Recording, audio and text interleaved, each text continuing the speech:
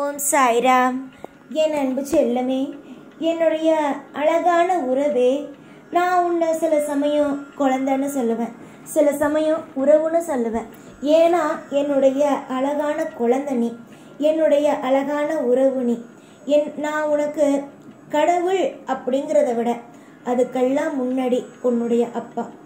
இந்த பூமியில் படைச்சு நான் என்னுடைய பக்தனா என் கூடவே வச்சிருக்கேன் அப்படின்னா நீ எவ்வளவு பெரிய கொடுத்து வச்சிருக்கணும். நீ என்ன அந்த சிவனா பார்க்குற. உன்னுடைய வாழ்க்கையில் ஒவ்வொரு நிமிஷமும் நீ என்கிட்ட சொல்லும் போதெல்லாம், ஐயா நான் எப்பயுமே உங்களை நம்பி தான் இருக்கேன் அப்படின்னு சொல்லுவேன். நான் அதே நேரம் சொல்லும்போது உன் காதில் விழுவுறதில்லை. ஆனால் இப்போ சொல்கிறேன், என்னை நம்பி தான் நீ இருக்க அப்படின்னு ஒரு வார்த்தை சொல்லும்போது, அப்போ நான் உனக்கு சொல்கிற வார்த்தை நிச்சயமாக உன் கூட இருப்பேன் அப்படிங்கிறது தான். நீங்கள் என்ன சொல்கிறீங்க? நிச்சயமாக என் கூட நீங்கள் இருக்கணுங்கிறீங்க. நான் உன் கூட இருப்பேன், அதை நான் சொல்கிறேன். ஞாபகம் வச்சுக்கோங்க. சில பேர் என்னை பார்க்கும்போது கல்லாக பார்க்குறாங்க. சில பேர் என்னை பார்க்கும்போது உயிருள்ள ஒரு மனுஷன் எப்படி உட்கார்ந்துருப்பாரோ அப்படி பார்க்குறாங்க. நீங்கள் என்னை எப்படி பார்க்குறீங்களோ அப்படியே நான் தெரிகிறேன். எந்த ஒரு ஒளிவு மறைவும் என்கிட்ட இல்லை. நான் உங்ககிட்ட ஒரு விஷயத்த சொல்கிறது, அதை மறைக்கிறது அப்படிங்கிறது கிடையாது. என்னுடைய பிள்ளையை பற்றி ஏதாவது ஒரு விஷயம் என் மனசில் தோணுச்சு, இல்லை ஏதாவது என்னுடைய பிள்ளைக்கு வாழ்க்கையில் சரியில்லாமல் நடக்க போகுது அப்படின்னா ஏதோ ஒரு ரூபத்தில் உன்னிட்ட வந்து ஒவ்வொரு விஷயத்தையும் சொல்லிக்கிட்டு தான் இருக்கேன். எதையும் மறைச்சு உன்னுடைய வாழ்க்கை வீணாக போகிறத விட உண்மையை சொல்லி உன்னை காப்பாற்றுறது எவ்வளவோ மேல் தானே. ஆனால் சிலர் என்ன நினைக்கிறீங்க, ஏதாவது சொல்லு வரும்போது சாய் ஏதாவது சொல்லிடுவாரோ, சாய் ஏதாவது வாழ்க்கையில் பயமாக தான் சொல்லிடுவாரோன்னு. உன்னை காப்பாற்ற வரேன்னா எதுக்கு பயமுறுத்த போகிறேன்? ஏதாவது ஒரு தப்பு நடக்க போகுதுன்னா கூட நான் முதலே வந்து சொன்னால் நீ கொஞ்சம் சுதாரிப்பாக இருந்து அந்த பிரச்சனையை தடுக்கலாம், இல்லை ஒன்று நீயே தேத்திக்கலாம். இதனால் மட்டும்தான் சொல்லுவேன். ஒன்று உன்னால் அந்த பிரச்சனையை தடுக்க முடியும் அப்படின்னா தடுன்னு சொல்லுவேன், இல்லைனா கவனமாக இருன்னு சொல்லுவேன். ஆனால் சில பேர் புரிஞ்சுக்கிறது, நமக்கு தெய்வம் நல்லது சொல்லாது, நமக்கு தெய்வம் நல்லது செய்யாதுன்னு. இதுலேயும் சில பேர் வித்தியாசமாக இருக்காங்க. அவங்க தெய்வத்தை கும்பிட மாட்டாங்க, அவங்களுக்கு தெய்வத்தை பிடிக்காது, ஆனால் மறைமுகமாக தெய்வத்தை வணங்குவாங்க. அதாவது மற்றவங்களுக்கு நேராக பிடிக்காது, மற்றவங்களுக்கு நேராக நான் தெய்வத்தை வணங்க மாட்டேன்பாங்க, ஆனால் தனியாக போய் தெய்வத்தை வணங்குவாங்க. சில பேர் தெய்வத்தை வணங்க மாட்டாங்க, ஆனாலும் மற்றவங்களையும் வணங்காதீங்கிற மாதிரி ஏதேதோ விஷயத்த சொல்லுவாங்க. இது எல்லாமே தெய்வத்தை ஒரு மிகப்பெரிய ஒரு விஷயத்தை தெய்வத்துக்கு செய்கிற மாதிரி. ஒரு நபருக்கு தெய்வத்தை பிடிக்கலை, தெய்வம் கும்பிட பிடிக்கலை, மனசு வரலை அப்படின்னா அவங்க நிச்சயமாக பாவம் செஞ்சுருக்காங்க அப்படிங்கிறது தான் உண்மை. அதாவது ஒருத்தவங்க புண்ணியம் செஞ்சவங்களால் மட்டுமே தான் கோவிலுக்குள்ள அடியெடுத்து வைக்க முடியும். அதே மாதிரி ஒவ்வொரு விஷயத்துலேயும் நல்ல மனசு இருக்கிறவங்க இவங்களால மட்டும்தான் சீக்கிரமாக தெய்வத்துடைய வைப்ரேஷனை வாங்கிக்க முடியும். அந்த வகையில் நீ மிகவும் கொடுத்து வச்சவன். இந்த பூமியில் படைச்சி என்னுடைய பிள்ளையா எப்பயுமே என் கையுக்குள்ளே வச்சு பார்க்குறேன். நீ உன்னுடைய மனசில் 1000 வலியோட பாரத்தோட நீ வாழ்ந்துக்கிட்டு இருக்க. கூடிய சீக்கிரமாக உன்னுடைய வலி வேதனை அத்தனையையும் நான் போக்கி உன்னுடைய வாழ்க்கையில் இன்பங்கிற ஒன்றை நிச்சயமாக கொண்டு தான் வரப்போகிறேன். உனக்கு ஒரு உதாரணமாக ஒரு விஷயத்த மட்டும் சொல்கிறேன், நல்லா காதில் வாங்கு. ஒரு நபர் இருந்தார். அவர் எப்பயுமே பார்த்தா தெய்வத்தை வணங்கவே மாட்டார்.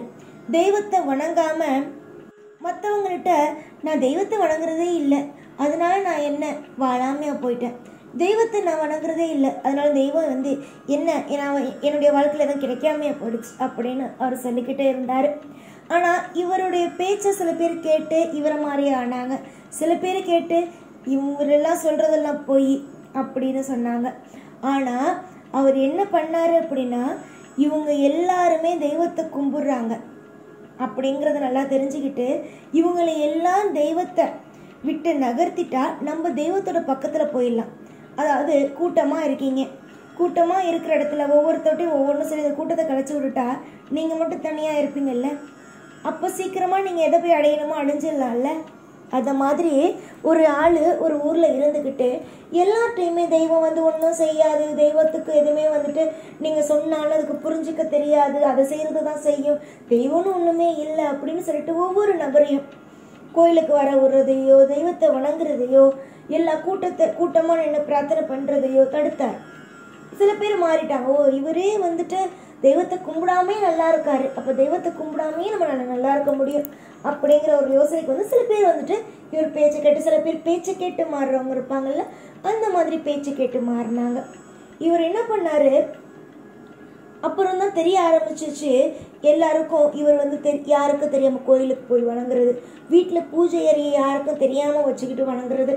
அவருடைய எண்ணம் மொத்தமும் என்னவா இருந்துச்சுன்னா, தெய்வத்தை கும்புறவங்களை குறைச்சிட்டோம் அப்படின்னா நம்ம போய் தெய்வத்தை வணங்கினா எந்த ஒரு இதுவுமே இருக்காது.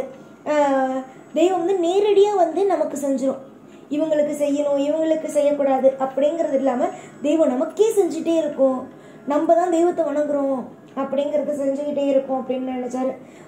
ஒரு நாள் வந்து ஒரு வீட்டில் இருந்த பூஜை அறையை வந்து சாத்தாமல் அவர் போயிட்டாரு. ஒருத்தர் உள்ளே போய் பார்க்கும்போது தான் தெரியுது அவ்வளோ பெரிய பூஜை அறை பூஜை பண்ணியிருக்காரு. அப்போ தான் வந்து அந்த ஆள் சொல்கிறாரு, ஊருக்குள்ளே வந்து அந்த மனுஷன் அவர் நம்ம எல்லாரும் ஏமாத்திருக்காரு, அவர் தனியாக பூஜை அறை வச்சு நல்ல வழிபடுறாரு, நம்மளெல்லாம் தெய்வத்தை விட்டு கொஞ்சம் நகர்த்தி வைக்க, அவருக்கு கேட்ட உடனேயே எந்த ஒரு பிரச்சனையும் இல்லாமல் கிடைக்க அவர் இந்த மாதிரி எல்லாம் சில விஷயத்த தப்பாக பண்ணுறாரு அப்படின்ட்டு.